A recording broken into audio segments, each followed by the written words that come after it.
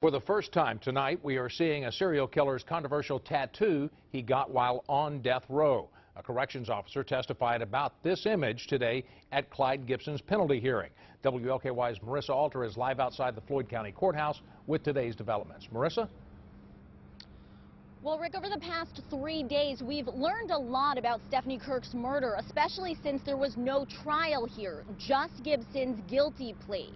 Kirk's father has been here for every minute of it, sitting through the often graphic details and disturbing pictures. Today, for the first time, he talked about that.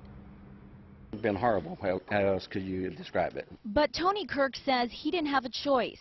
He needed to know what happened to his daughter. Stephanie Kirk was strangled, sexually assaulted, and buried in a hole in Clyde Gibson's New Albany backyard. It's something I have to do for Stephanie. In court Wednesday, he listened as Gibson's defense team called its final witness, a psychologist who deemed Gibson competent to stand trial 2 years ago.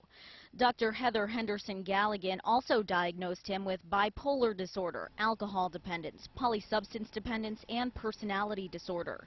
A defendant can't be sentenced to death if mentally incompetent. Clearly, no one says that's the case here. In fact, I'd argue that this defendant's very smart. You know, there's nothing at all that shows that he's mentally incompetent. The issue the defense puts forth is the issue of whether or not there's any sort of mental defect, and that's not the standard, you know, in this state or this country as far as levying the capital punishment. Gibson has been silent through the hearing until today. During the prosecution's cross-examination, he blurted out, "What are you going to do? Kill me again?"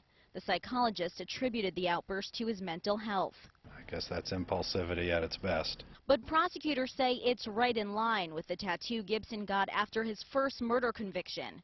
Death row ×3. They believe it's Gibson's way of flaunting his crimes. Last fall, a jury sentenced him to death for killing Christine Whitus. In March, Gibson got 65 years in prison for the murder of Karen Hodella. He's an evil person. You want to see what evil looks like? Look at the news. That's the face of evil right there. Now, Attorney Kirk says that it has been a long and stressful 2 years, but he is finally beginning to see some light with the conclusion of this case. Now, tomorrow, the prosecution will call a final rebuttal witness, then both sides will give closing arguments. The judge is expected to make her decision on what to sentence Gibson to, whether it is death or life without parole or a set number of years in prison, sometime in mid-August. Reporting live from Floyd County tonight, I'm Marissa Alter, WLKY News.